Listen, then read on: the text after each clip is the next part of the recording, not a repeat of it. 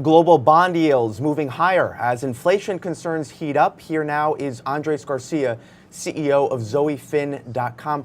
All right, Andres, the 10-year Treasury yield moving up about 2.59%.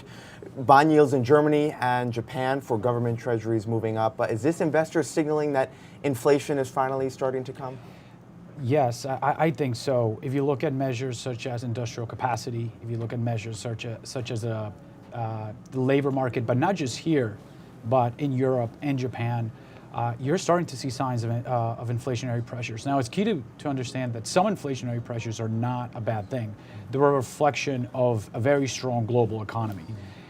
What rates don't like is if that inflationary pressure picks up much faster than anticipated, and that's something that we're going to have to continue to watch. Does a potential rise in inflation or a rise in yields disrupt the stock market in the sense that people move into stocks because they want yield because of inflation, or do they move out of the stock market because they can get a decent return in bonds without all that risk?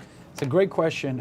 I've done some research on this in the past. It turns out that equities actually do fairly well in rising rates environments, but when rates are starting from very low levels, as they are right now, eventually, if rates start to get above a certain threshold, and historically has been around 3-4%, then they become actually a negative factor for the equity markets. Why? Because inflation is not just rising from low levels, they're rising from elevated levels. And at that point, it's a situation where growth has stagnated usually, but inflation continues to rise, which is obviously not a great scenario. So far, so good. And even if rates rise from current levels, I think the equity market could still do okay. So how does the Federal Reserve respond? Are we going to get more rate hikes this year? The Fed is telegraphing 3, Yeah. maybe we get 4? I think the Federal Reserve has done a great job of doing exactly what they told us they were going to do.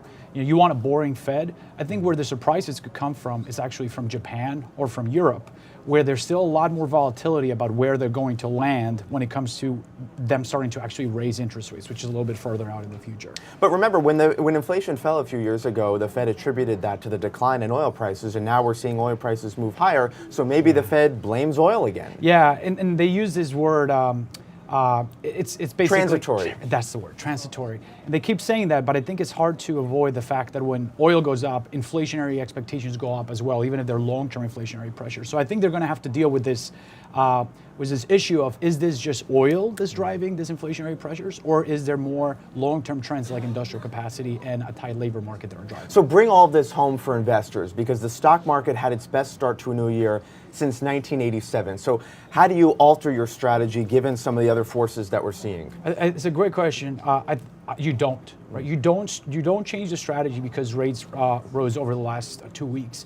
The way that I look at investing is you need to try to just crystallize the present. Understand what is happening right now. Don't try to predict what's going to happen by the end of the year.